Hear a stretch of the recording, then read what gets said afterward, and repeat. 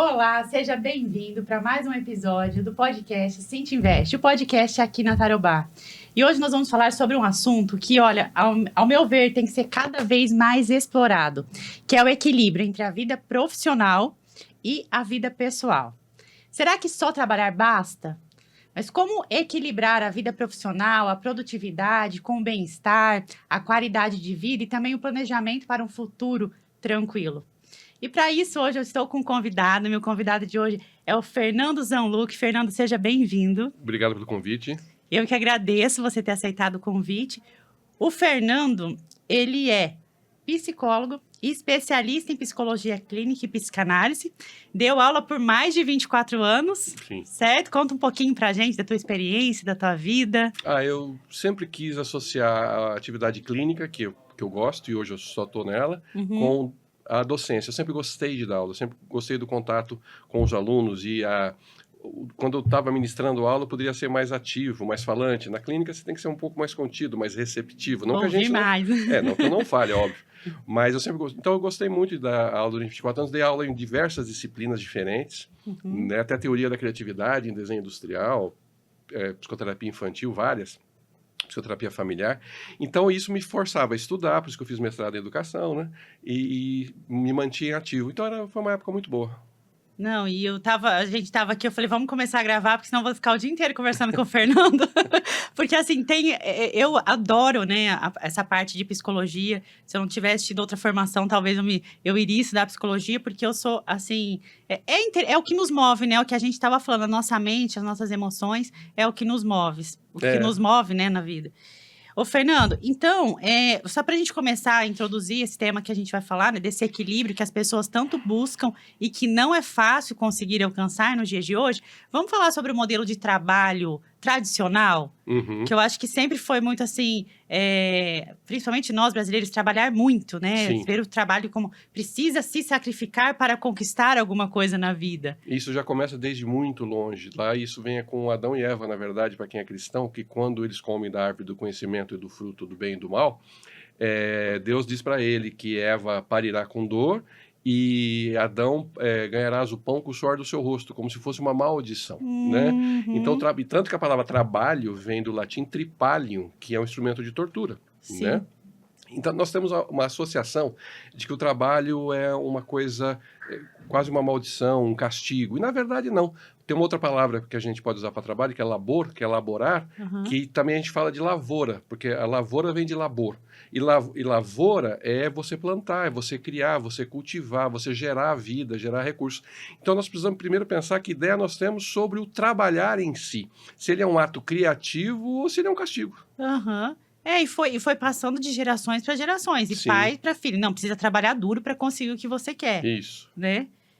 E aí, a gente vem para uma geração, a gente estava falando sobre isso agora há pouco, que antigamente, trabalhava, as pessoas se cansavam muito, era um esforço, todo mundo sabe, mas existia o cansaço físico. Sim. Mas com a evolução, e até entrando a psicologia, você pode trazer um pouco mais disso, a gente está vendo muitos casos de estafa mental. Sim. Devido ao excesso de trabalho, ao excesso de cobrança, Sim. até vício em trabalho, né? Os workaholics. E aí surgiu o burnout, que hoje é considerado uma doença do trabalho. Sim, sim. Como é que surgiu tudo isso? Como é que foi essa evolução aí até de diagnóstico, né, no meio? Antigamente, até os anos 50, 60, se você falasse que estava estressado, os médicos falavam que isso era frescura. Depois que o estresse foi sendo levado a sério, porque ele causa doenças psicológicas e físicas muito importantes, né?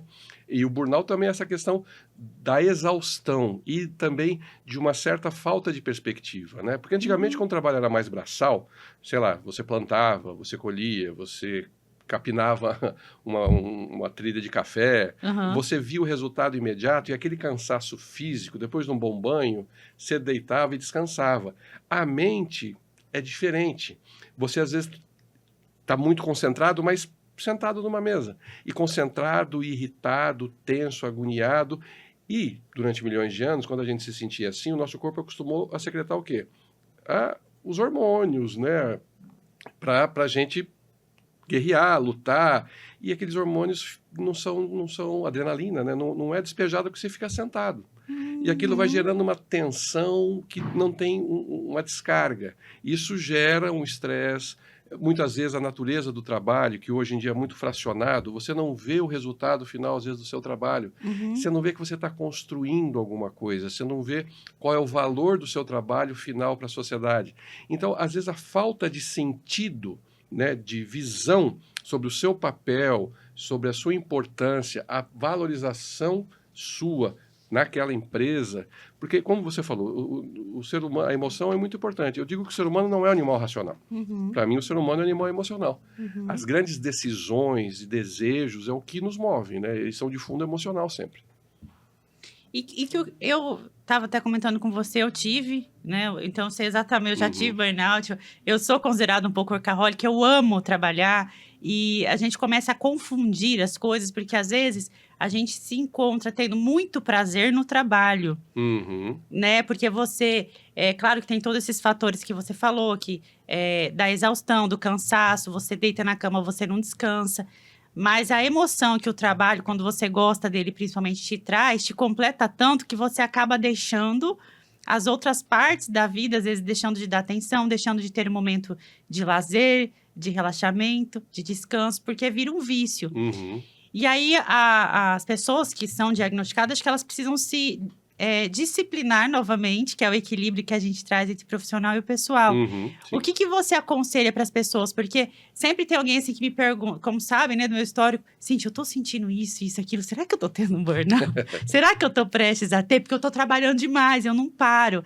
Então, é legal até você trazer como as pessoas se identificarem, né, e tomarem esse cuidado também, o que precisa fazer como precaução mesmo. Sim, enquanto você falava por associação, eu lembrei daquela música que tem uma frase que diz assim, rir é bom, mas rir demais é desespero.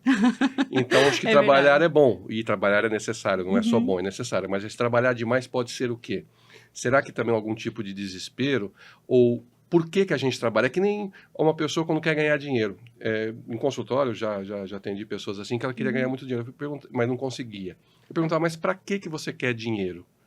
Ah, não, porque dinheiro compra muita coisa. Não, mas o que você quer comprar? O que você quer fazer? A pessoa não sabia o que queria fazer com o dinheiro. Então, o dinheiro não tinha sentido. E quando o dinheiro perde o sentido, quando ele ganha o valor... O dinheiro não é uma coisa com valor em si. Ele é uma ferramenta de transição para você conseguir o que é importante. E a maneira que a gente faz isso é o trabalho. Então, quando você está trabalhando demais, como você falou, talvez viciada no trabalho, não consegue parar, a mente parece que está em 360 volts, turbinada, tem que parar para pensar assim, mas espera aí, o que eu estou querendo com isso? O que eu quero para a minha vida? Porque a vida não tem ensaio nem replay, é no improviso, é quase um stand-up. Você não vai ter uma segunda chance. Lógico que a gente se arrepende de algumas escolhas e tal, qual. Faz parte. Faz parte. Mas você tem que parar para pensar assim, peraí, eu estou trabalhando para quê? Porque eu também, como o dinheiro é uma ferramenta de transição, o trabalho também é uma maneira de você conseguir algo que vai te fazer feliz. Ele não pode ser o que te faz feliz. Ou que você não consegue ficar sem. Aquela história, nossa, eu preciso trabalhar, não consigo parar, não consigo desligar. Isso já entrou num giro que virou uma espécie de vício ou uma espécie de angústia. Que se você não... Eu tenho pacientes que ele fala assim, às vezes eu gosto de sentar, degustar um charuto, conversar com a minha esposa, mas eu penso, não, mas eu podia estar mandando um WhatsApp para aquela pessoa, já marcando uma reunião, lendo aquele texto que eu vou precisar para apresentar o trabalho, e ele não tira uma horinha para sentar na varanda e dar uma curtida. Eu falo, mas você trabalha para quê? Qual que é o nosso objetivo na vida? O meu é tentar ser feliz. E o trabalho tem que ser uma ferramenta que vai me ajudar a ser feliz. O meu trabalho, que é uma ferramenta, não pode se tornar o meu objetivo. Coincidentemente, eu também gosto de fumar charuto. E esse momento de relaxamento, às vezes eu me pego pensando no trabalho. Daí eu falo, calma, Cintia, esse momento. Então, eu acho que esse aprendizado da gente estar presente em cada coisa que a gente está fazendo, presente totalmente. É como se abrisse e fechasse caixinhas, né? E a questão do dinheiro que você falou, é muito importante a gente pensar assim, porque é o objetivo final. Né? O propósito, por que a gente está fazendo tudo que a gente está fazendo. Mas a gente precisa lembrar que nós somos uma sociedade consumista e que nos estimula muito a consumir. O tempo todo. Então, às vezes assim, não, preciso ganhar dinheiro para trocar de carro. Porque seu carro tá ruim? Não. Preciso ganhar dinheiro para trocar de celular. Teu celular não tá bom? Não, ele tá bom, mas é que tem um mais Saiu novo, saiu nova versão. Não, mas eu preciso daquela roupa daquela marca. Mas por quê? Não, porque tal fulana usa, porque tá na moda. E às vezes você se pega num ciclo de desejo que não é teu. Certo. E aí eu trago uma pergunta que é assim, trazendo, né, a questão da parte emocional com o dinheiro. Uhum, Porque a falta uhum, dele gera um problema muito grande na vida das pessoas. sim. Ele é necessário para sobrevivência. Aham. E afeta o estado emocional, acho que de todas as áreas da vida, quando a pessoa está com falta de dinheiro, está endividado. A falta de dinheiro, na verdade, no nosso mundo que é essencialmente capitalista, ele é uma ameaça de morte. De morte, assim, de você não conseguir pagar suas contas, você não conseguir morar, você não conseguir vestir, você não conseguir comer. E tem uma questão assim, se você tem filhos, ou é um pai de família, ou mãe de família, se você não vai conseguir prover seus filhos. Então, a falta de dinheiro, vamos dizer assim, também pode causar uma ferida narcísica muito importante, né?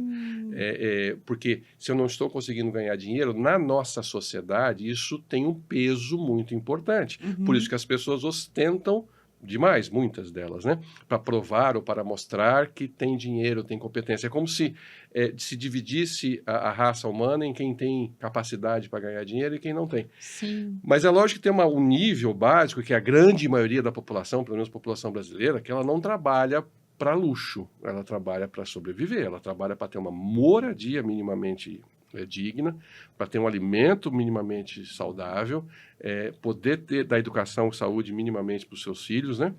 Agora, mesmo essa população, eu já vi, muitas vezes se endividam não por causa de gastos com necessidades básicas, mas com supérfluo.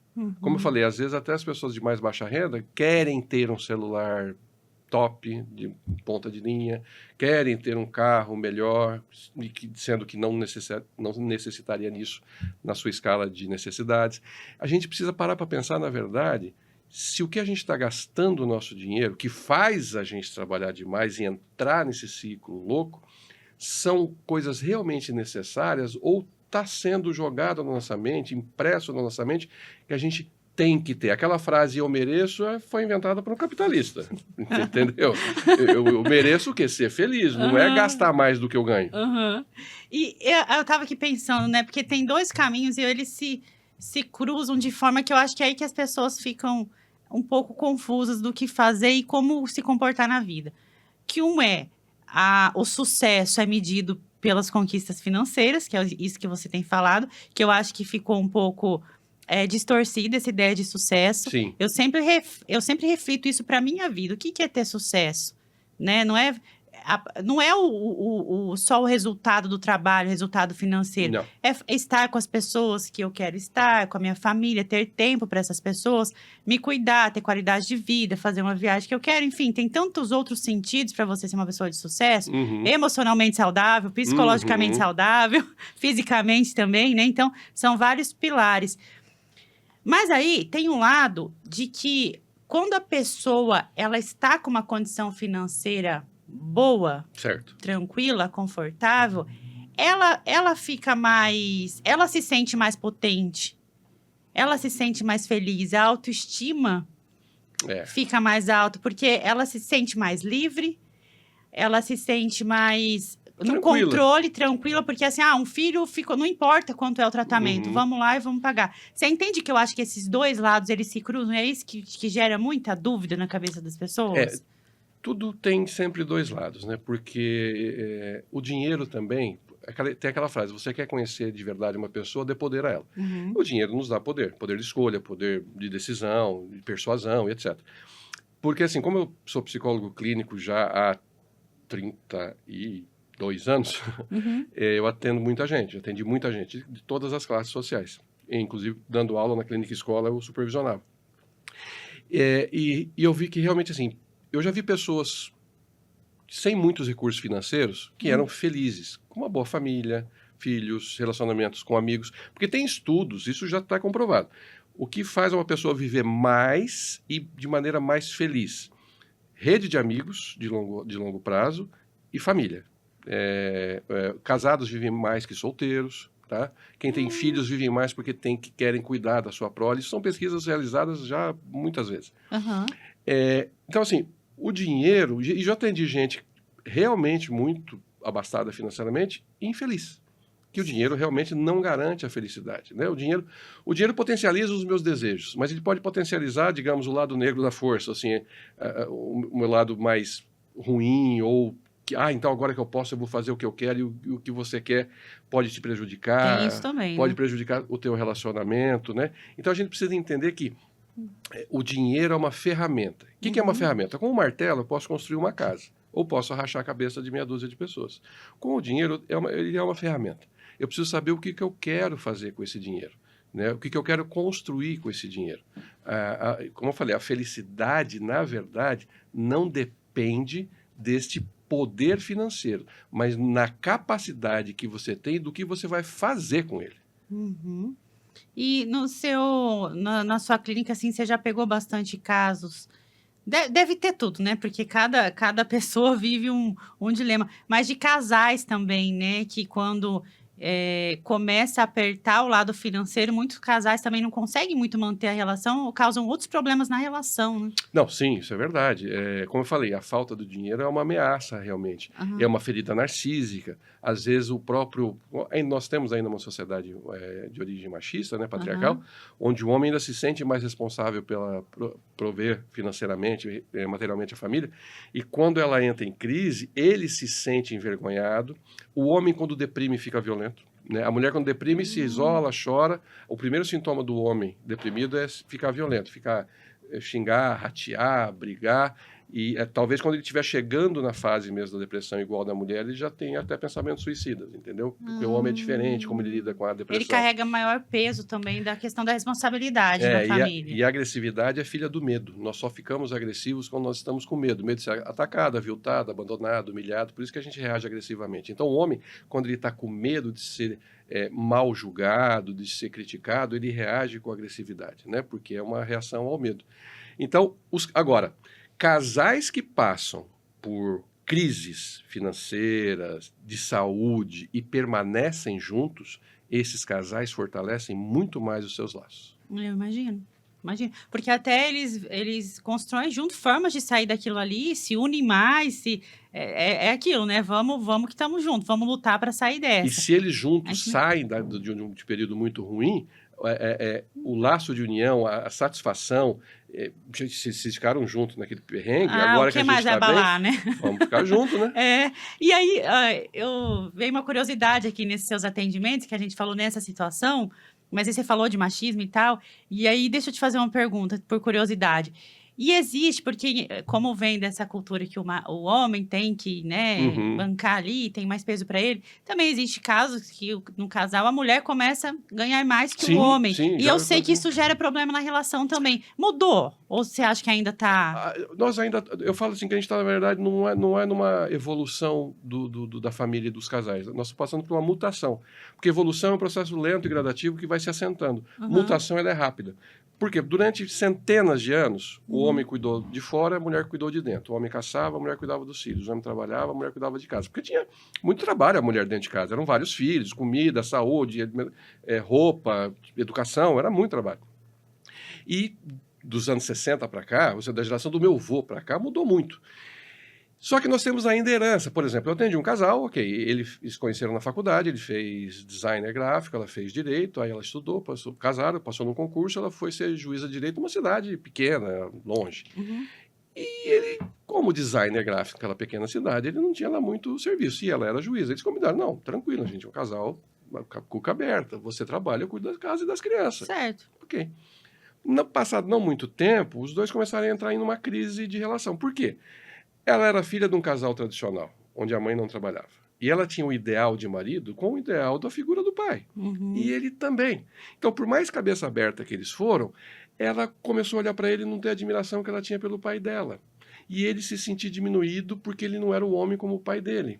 Então, as questões individuais e de história pessoal também podem nos atrapalhar. Não é que os dois não se gostavam, não é que não era extremamente coerente a situação em que eles estavam, mas, emocionalmente, a gente tem que parar para pensar que nossa constituição Vem de uma história, que a gente tem que pelo menos passar limpo essa história se a gente quiser mudar ela.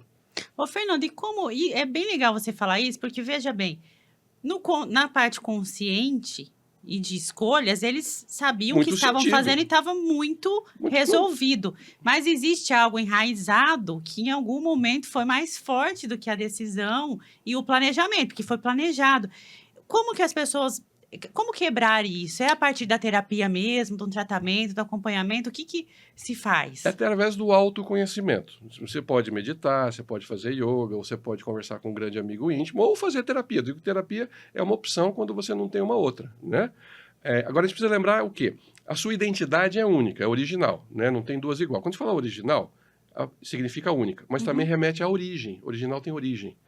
É como se sua identidade fosse uma grande colcha de retalhos, onde você tem um retalho do teu pai, da tua mãe, da tua avó, de alguém que você admira, mas cada retalho que compõe a sua identidade veio de um pano pré-existente.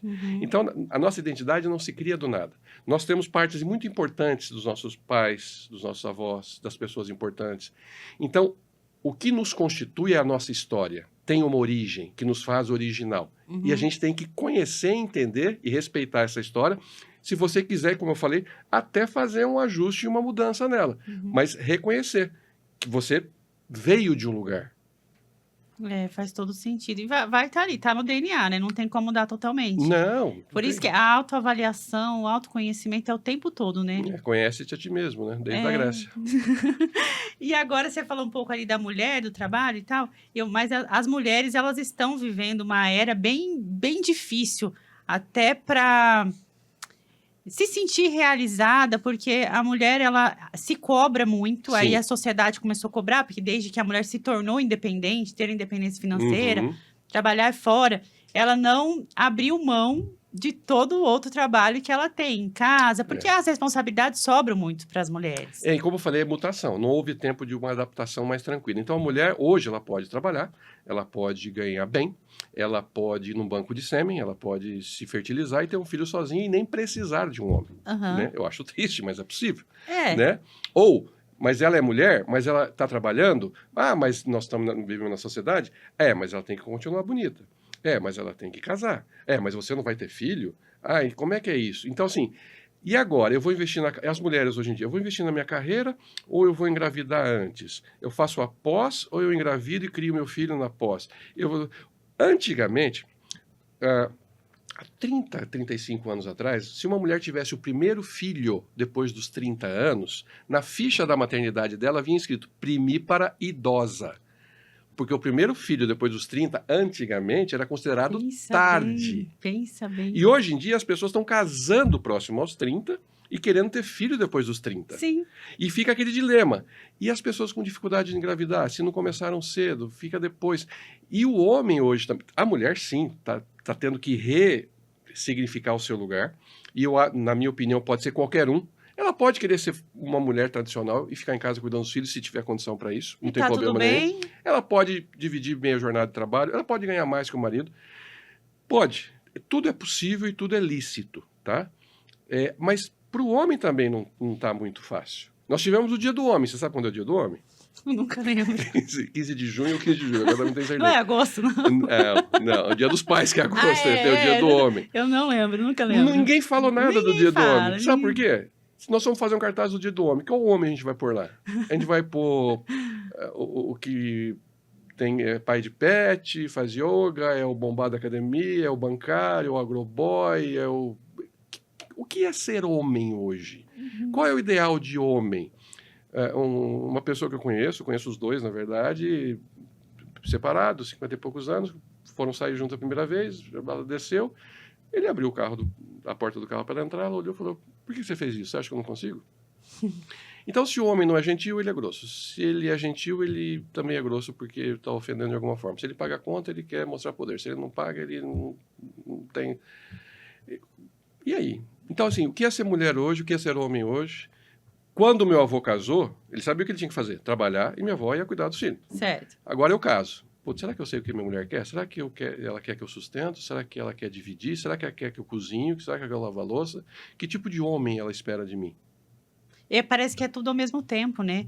E essa questão que você falou, a mulher ela foi se tornando tão independente, criando uma força, que ela já vai, ela não permite ser ajudada. Aí tem aquele discurso, eu não preciso de homem para nada, porque realmente é uma verdade. Durante muitos anos a mulher ficou submetida ao homem, até 63, se eu não me engano, a Parece que a mulher gente carrega essa dor, será? Como se fosse uma. parece que é uma liberdade, porque até Uhum, 63 a mulher casada que quisesse trabalhar precisava da autorização do marido, uhum. né? Então isso mudou muito, óbvio. Então assim, eu não preciso de homem para nada. Tá, mas a gente não casa porque precisa. A gente casa porque ama, porque tem um projeto de vida que quer construir junto, que um companheirismo, né? É uma cumplicidade. Não é por precisar. Se você vai casar porque você precisa, não case. É, porque acho que nós, seres humanos, nós realmente não nascemos para ser sozinhos, né? A gente precisa se conectar. Senão aí vem, a gente fica deprimido. Quando na pandemia foi Sim. uma grande prova disso, que a gente precisa de conexão, precisa viver em sociedade, é, e não se isolar, né? E a questão do casamento, hoje já tem casais que são casados e moram separados, né? Cada um no teu lugar. E tudo bem, respeita a privacidade, cada um se encontra ali. Mas eu acho que essa parte de compartilhar a vida com uma outra pessoa é muito especial, é muito Você importante. só conhece você mesmo no espelho do olhar do outro. É só na intimidade, quando você tem um feedback, porque às vezes você acha que é de um jeito e a pessoa fala, você não é não, você é assim, assim, assim, você para pra pensar, putz, não é que é mesmo? Então você só se conhece, na verdade, no olhar do espelho do outro. Você só conhece você mesmo numa intimidade. Você só constrói uma vida, criar filhos, que é uma coisa que eu acho muito importante, com alguém. Mas tudo bem. Se você casar, você abre mão de muita coisa? Liberdade, escolha, tal. Abre. Se você não casar, também. Então, assim, você tem que escolher. São duas faturas diferentes. Você tem que Uhum. escolher qual que você vai pagar. E falando em investimento, no que você vai investir a tua vida? Porque a hora que chegar, na hora de fechar a conta, você tem que olhar para trás e falar, então, valeu a pena ou não valeu? Né? E você sabe, eu não lembro em qual livro, mas acho que até americano tem uma ferramenta de você avaliar como a sua. Você deve até saber qual que é. Se a sua vida está valendo a pena. Às vezes, eu, assim, em alguns momentos, ficava imaginando, nossa, se eu morresse, como, Uhum.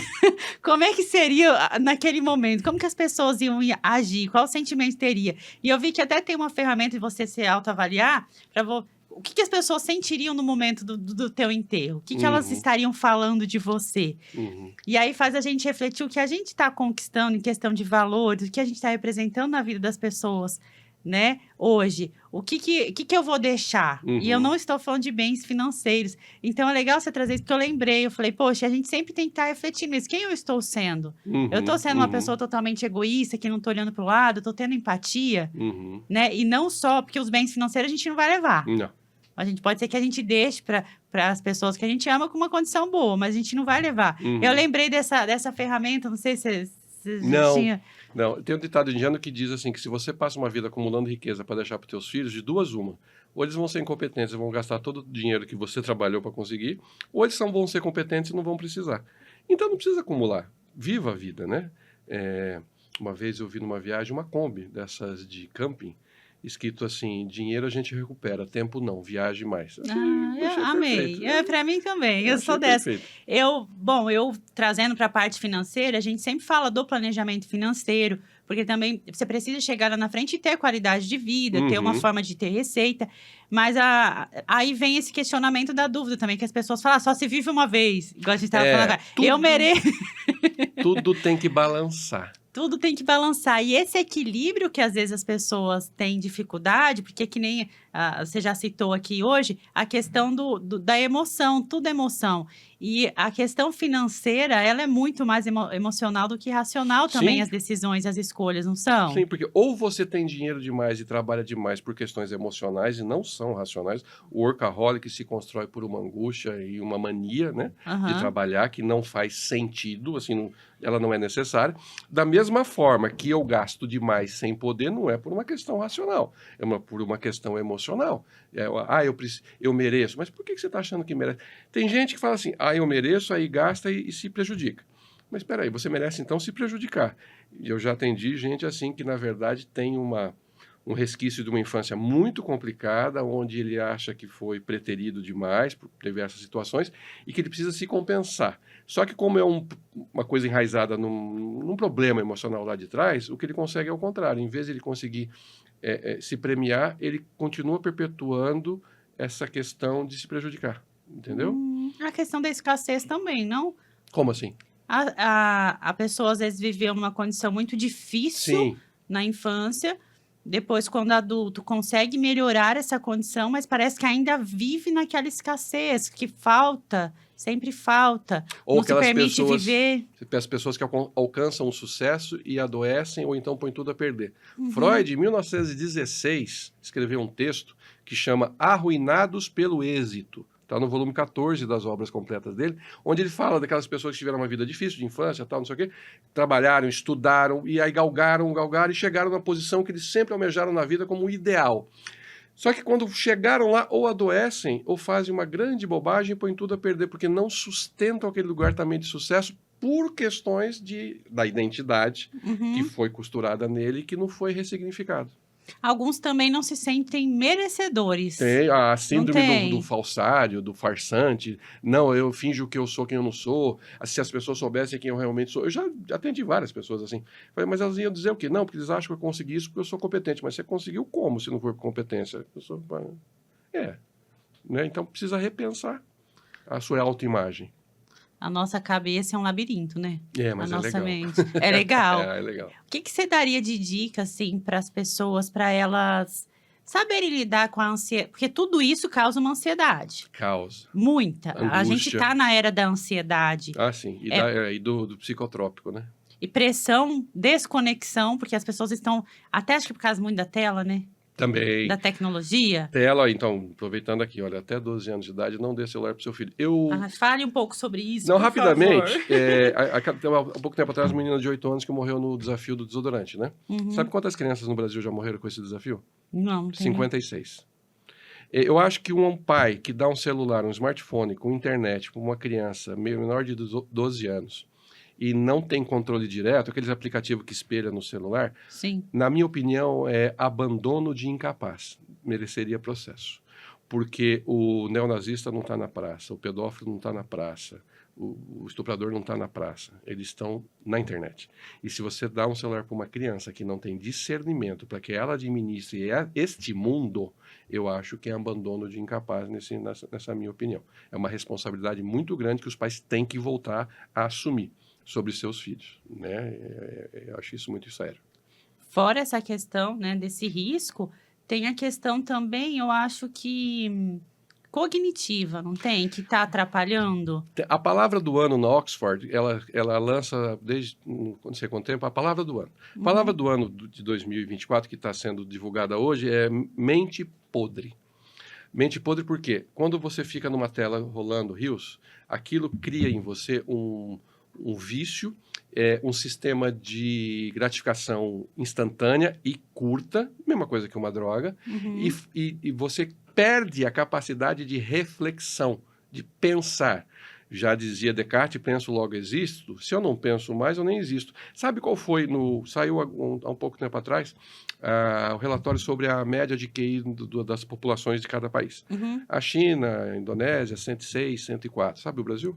83. Nossa. De média. Então, metade é mais ou menos 83, um tanto abaixo e um tanto acima. E muito por causa do uso de tela.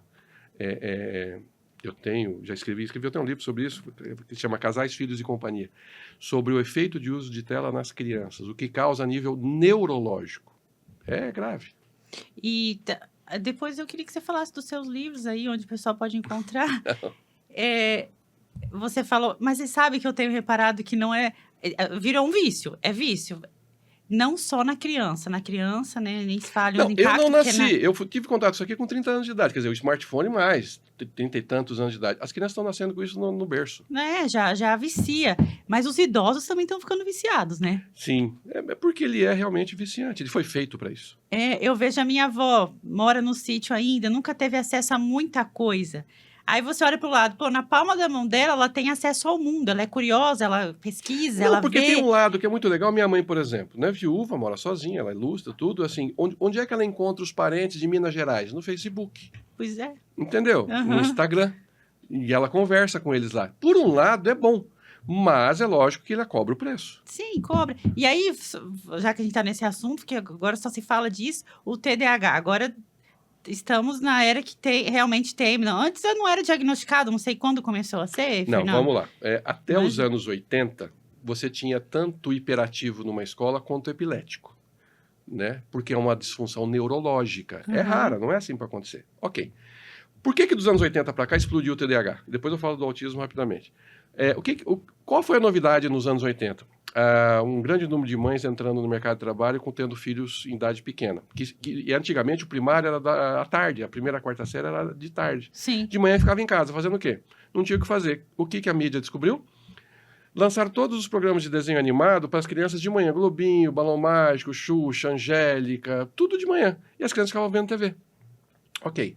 Daí veio o videogame. Daí veio o celular. Tem estudos. A Raquel Soff, psiquiatra e psicanalista francesa, em 1970 lançou um livro, Televisite e Televisiose. O que causa o excesso de tela na época? TV só. Na mente das crianças. Irritabilidade, agitação motora, dificuldade de concentração. O que é isso? TDAH. Uhum. Então, assim, a tela causa TDAH. Causa dificuldade de concentração, causa irritabilidade, causa intolerância à frustração. Autismo, agora está bombando o autismo. No ano 2000, a média de criança autista nos Estados Unidos, porque lá eles fazem muita estatística, era de 1 para 150. Uhum. Saiu esse ano. 1 para 44. Nossa. 3 vezes O mais. que aconteceu? O ser humano está degringolando geneticamente, está todo mundo nascendo estragadinho, né, neurologicamente? Não. Existe um termo que se usa, a USP de Ribeirão Preto está fazendo uma pesquisa de autismo, porque está na área de genética, tem um departamento de genética lá. Só que eles abriram e precisavam selecionar o autismo de origem genética, orgânica, e o autismo de origem ambiental, porque você pode ficar autista, uma criança pode virar autista, né, sintoma autista, devido ao tipo de estimulação que ela tem. Ela pode ter nascido normalzinha. Uhum. Sabe como é que se chama, que eles colocam na ficha, o autismo que não é de origem orgânica? Autismo de exposição à tela. Eu já atendi, a minha esposa é psicóloga também, infantil, crianças com 5, 6, 7 anos de idade com diagnóstico de autismo, e quando a gente orienta os pais, já teve alguns casos, tira a tela, tira o celular, tira a TV, tira videogame, e vocês também, os pais não usam o celular em casa. Porque é exemplo também, né? As escolas, 30, 40 dias depois, dão um retorno para os pais, assim, que a criança começou a conversar, olhar no olho, brincar com as outras crianças, não era mais autista, olha que coisa. Olha isso. Então isso aqui, para a infância, é um veneno. Tá prejudicando muito, né? Tá. E as crianças estão perdendo esse senso da conexão verdadeira, real também, que eu sinto. Que tá ligado muito à saúde emocional, né? Que é o toque, a presença, é o brincar, é o ter contato com a natureza. Só gente faz gente. É. Entendeu? Biologicamente, só um ser humano, um homem ou mulher, fazem uma criança. Psicologicamente, culturalmente, só uma mãe, um pai, os em volta que vão construir uma pessoa no sentido psicológico do termo. Agora, você vai terceirizar a mente do seu filho para isso aqui? Então, e até o sono atrapalha, porque daí fica com a tela até a hora de dormir, atrapalha o sono também, né? Tem Atrapalha crescimento, desenvolvimento. Tem um termo que chama neurose midiática. Assim, tem gente que quando acaba a bateria do celular e não tem um carregador no powerbank, entra em Enlouquece. angústia tremenda. Meu Deus, e se alguém mandar uma mensagem? Ai, como a gente foi. Lembra que antigamente, né? Quando não tinha o telefone. Porque virou, até profissionalmente falando, WhatsApp, por exemplo. Uhum. Antigamente era ligação. Não consegui falar com a pessoa agora, vou falar depois. Relações profissionais mesmo. Agora criou um imediatismo de resposta instantânea. Não, e tem gente que quando manda mensagem e você não responde, fica furioso. Fica! Por que não tá me respondendo? Como se você tivesse que estar o tempo todo à disposição das pessoas. E aí eu acho que tá vindo uma carga no âmbito profissional para as pessoas, que é o quê? acaba não conseguindo realizar todas as tarefas do dia, porque fica ali numa demanda de WhatsApp, de resposta, pergunta e resposta e diálogo sem fim, que acaba não conseguindo organizar o tempo. Então, ó, vamos voltar para a questão da ferramenta e voltando ao nosso tema aqui. O computador, quando ele foi inventado, ele me possibilitava resolver problemas que eu não tinha antes dele ser inventado. Ou seja, a partir do momento que eu tinha um PC em casa, aquele com gabinete, não sei o quê, o meu chefe podia passar e-mail para mim à meia-noite, podia pedir um relatório às 11 da noite, podia pedir que eu entregasse trabalho no domingo. Então, assim, facilita? Facilita, mas pode virar um chicotinho. Ter um celular. Eu lembro a primeira vez que eu falei com uma prima minha que estava em São Paulo. Eu estava no trânsito aqui em Londrina, ela no trânsito em São Paulo, no PT 550 da Motorola, aquele. Sei. Né? E eu falei, nossa, eu estou no meio do trânsito em Londrina, falando com a minha prima em São Paulo, que coisa maravilhosa. Aí a coisa vai evoluindo, vai criando uma dependência de você disso e vai invadindo. A grande questão hoje, eu acho, de maneira básica, sobre o nosso tema de burnout, de trabalho, de workaholic, nós precisamos aprender a pôr limite. Limite em nós mesmos, limite nos outros, entender que nós somos responsabilidade nossa, ou seja, nós temos que nos autogerenciar. As pessoas só abusam da gente se a gente permitir. Né? Então nós temos que ter as nossas prioridades, aquilo que realmente é importante, e a palavra importante significa aquilo que eu vou importar para dentro de mim, que vai fazer parte de mim, né? Então, se eu não quero responder, eu não vou responder. Se a pessoa ficar brava, coma menos, né? Eu não sou obrigado. Eu já tive mãe de paciente, adolescente, que mandava livro toda semana para eu ler. Porque falando, e eu parei de responder. Ela falou, mas eu acho importante a gente se alinhar. Falei, vamos marcar uma hora, você vem aqui e conversa comigo. Né? Então, a gente tem que pôr limite. Porque tem pessoas que realmente não têm desconfiômetro. Tem pessoas muito ansiosas. Às vezes você pôr limite numa pessoa vai ajudar ela a se tocar. Mas a gente tem que aprender a pôr limite na gente mesmo. A gente tem que ter o nosso teto. Porque se a gente ultrapassar esse teto, vai ser muito ruim. É importante mesmo isso que você falou, porque a gente acaba se coloca como vítima, né? Em vez de assumir o controle, não, esse é o meu momento de fazer isso, aquele é o meu momento, né? Separar o que tem que ser feito e não culpar. Não, mas é que aquela pessoa não para de falar comigo. É o que você falou, para de responder. Eu acho que a grande patologia da nossa sociedade hoje é a falta de limite e falta de tolerância. Está todo mundo muito intolerante. Intolerante, né? Com tudo. Ao diferente. Intolerância política, religiosa, sexual, aí a gente pode listar tudo. E individualismo também, né? Eu acho que as pessoas estão individualistas. Machismo, feminismo, individualismo, tudo que termina com ismo é patologia. Botulismo, hipertiroidismo, tudo é patológico. Né? Então, machismo é patológico. Masculinidade, não. Feminismo é patológico. Feminilidade, não. Entendeu? Então, nós temos que entender a diferença desses termos, que parece bobagem, mas faz uma diferença muito grande. Né? E para a gente finalizar aqui, quando que uma pessoa ela deve se preocupar em procurar um profissional? Falando dessa questão, agora voltando para o tema principal mesmo desse episódio, que é em relação ao trabalho, quando a pessoa se sente estafada, que não está conseguindo equilibrar, ou até mesmo aquela impressão que está trabalhando e não está vendo os frutos, que a gente entra na parte financeira mesmo, parece que a pessoa não prospera, não progride. Que momento que você acha que a pessoa... É que assim, para mim, Cíntia, eu acho que terapia tem que ser feita por... Todo mundo precisa fazer, todo mundo precisa ter... Porque é uma ferramenta ali também para você se autoconhecer, para se autoavaliar e ser uma pessoa melhor para você mesmo. Mas não é todo mundo que consegue ou que é adepto, né, a fazer terapia. Mas quando que você acha que a pessoa precisa ficar em alerta e começar um tratamento? Então, acho que todo mundo poderia, se beneficiaria de um autoconhecimento, como você falou. Agora, terapia é tratamento. Então, tratamento do quê? Eu dou um exemplo no meu consultório, eu falo assim, você chegou aqui para mim dizendo, por exemplo, que tua mão, um exemplo, né? Tua mão está doendo. Aí eu pergunto, mas aconteceu alguma coisa com a tua mão? Eu falei, eu tomei uma marretada. Eu falei, bom, ainda bem que está doendo. Ou seja, eu tive um problema real e eu deprimi. Eu perdi alguém, perdi um emprego, eu deprimi. Bom, ainda bem que você deprimiu. Você é saudável. A depressão, a tristeza faz parte da vida. Né? Agora, se a pessoa fala assim, minha mão está doendo, aconteceu alguma coisa? Falou, não. Eu falei, então tem alguma coisa na mão. O que eu quero dizer com isso?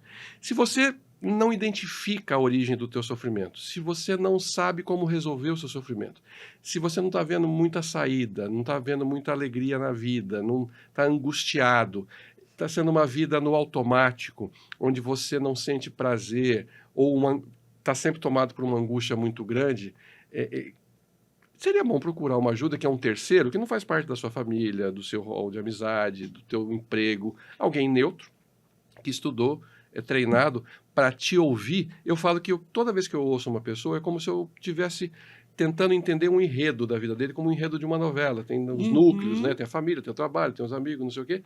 E junto com ele, tentar montar um grande quebra-cabeça. Eu falo assim, é como passar a limpo uma história a 4 mãos. De eu ajudar a pessoa, às vezes, ela viu a vida por aqui, lógico que eu não vou mudar a história dele, mas em vez de ver só por aqui, a gente pode ver por esse ângulo. É a mesma cena, mas tem outro significado. E aquilo abre, fala, nossa, eu não tinha pensado nisso. Abre a mente e, às vezes, alivia, tira peso. É legal que você falou que eu tenho uma psicóloga amiga minha que uma vez me deu essa dica. Porque às vezes a gente repete, né? Situações na vida da gente, você já passou por aquilo, quando você vê tá naquela de novo. Aí uma vez ela me falou, olha a tua vida como se você estivesse assistindo um filme, assistindo uma novela. Vê lá, assim, tá batendo cabeça aqui, de novo ela lá. E até dei risada. E você vendo de fora, tentando ver aquilo de cima, você vai ficar tudo tão mais claro. E você vai enxergar que é mais uma fase, que é passageiro. E que você já resolveu aquilo antes, você vai saber como resolver de novo. Sim. Então, eu acho, assim, uma técnica super legal que funciona. Freud falava no começo, recordar, repetir e elaborar, né? E o psicólogo é aquele que vai estar de fora. Eu não vou estar torcendo para você ir para a direita, você ir para a esquerda, de você ficar, de você ir. Eu vou tentar entender qual que é a tua essência, o que é melhor para você e te ajudar, ou então te ajudar a descobrir o que você quer da sua vida, de uma maneira neutra. Você fala, mas você não viu isso aqui? Nossa, isso aqui eu não tinha visto. Então, e aí? E o ponto principal, sem julgamento. Porque Sei. as pessoas, elas morrem de medo de ser julgadas. Eu acho que o que mais afeta o psicológico das pessoas é o julgamento. O medo de ser julgado, o querer que a busca pelo elogio, pelo reconhecimento, mas o medo também do julgamento, da crítica. Então, lembra que eu falei do que está faltando hoje no mundo? Uma das questões é a tolerância. Porque da mesma forma que às vezes eu não tolero um jeito de ser do outro, eu também vou ser intolerante aos meus erros e não vou querer contar para ninguém. Vergonha, não aceita que errou, preciso ser perfeito, não posso errar. Fernando, querido, fala um pouquinho só dos seus livros que você tem, para o pessoal conhecer. O meu mestrado eu acabei publicando, que chama O Brincar e o Criar, a relação entre atividade lúdica e o desenvolvimento da criatividade e educação. É voltado à criatividade na educação e a questão do brincar, né? Ludos de Sandy era a escola primária. Cogitar um novo ludo, imaginar uma nova brincadeira. Quer dizer, brincar e educar, antigamente, a atividade clássica era a mesma coisa. Depois que a nossa foi mudando, mas o livro fala disso. E um outro que eu escrevi enquanto eu era docente ainda é Casais, Filho e Companhia. Casais, Filhos e Companhia. Falando das mudanças que houveram na família, né? Acho que em 2010, no censo, 49% das famílias eram compostas por pai, mãe e filhos. 51% era 18 ou 19 outros arranjos de família, de lares, né? Então, eu falo um pouco sobre as mudanças que houveram, sobre o papel de pai e mãe, que hoje em dia está muito confuso, né? O que é ser pai, o que é ser mãe hoje, para criar filhos relativamente saudáveis, né? Eu falo nesse livro sobre também a influência da mídia, da tecnologia. Onde que encontra o livro? Esse ficou comigo mesmo, porque eu que publiquei, editei, né? Bacana. E tem as redes sociais? Quer divulgar alguma coisa? O pessoal te encontra? Pois eu sou um péssimo vendedor, eu sou um bom psicólogo, mas então, eu sou um péssimo vendedor. Seu e-mail, para quem quiser entrar em contato, sei lá, estiver interessado. Porque o meu, por exemplo, eu sou old school, eu não tenho Instagram aberto, eu não tenho Instagram profissional. Eu admiro, eu acho, por isso que você tem meu Instagram essa profissão pessoal, tá né? super saudável psicologicamente. E tem um e-mail que é Febas, é F de faca, E de elefante, B de bola, A de agora, Z de zebra, Febas, @uol.com.br. Às vezes alguém quiser entrar em contato, sim, aí né? eu mando pelo correio. Isso. Enfim. Fernando, muito obrigada. Eu que agradeço o convite. Obrigada por ter participado. Eu ficaria o dia conversando com você, porque cada assunto que a gente vai é uma imensidão de conteúdo que vai abrindo e a gente queria explorar tudo, mas realmente não tem tempo, né? Muito obrigada, tá? Eu que agradeço a oportunidade. E você que nos acompanhou até aqui, obrigada por acompanhar. Espero que tenha tocado aí na tua vida de alguma forma, levado informação, né, para você até levar uma vida mais saudável, mais equilibrada e ver que o trabalho é um instrumento para você chegar num objetivo que é muito, muito, muito maior e tem muito mais significado do que o árduo, trabalhar, o dinheiro, e sim realizações, sonhos, desejos e o que realmente importa para a tua vida. Acompanhe sempre aqui o nosso podcast toda segunda-feira no Portal da Tarobá. Me siga lá no Instagram, Cíntia Carizotti, e até o próximo.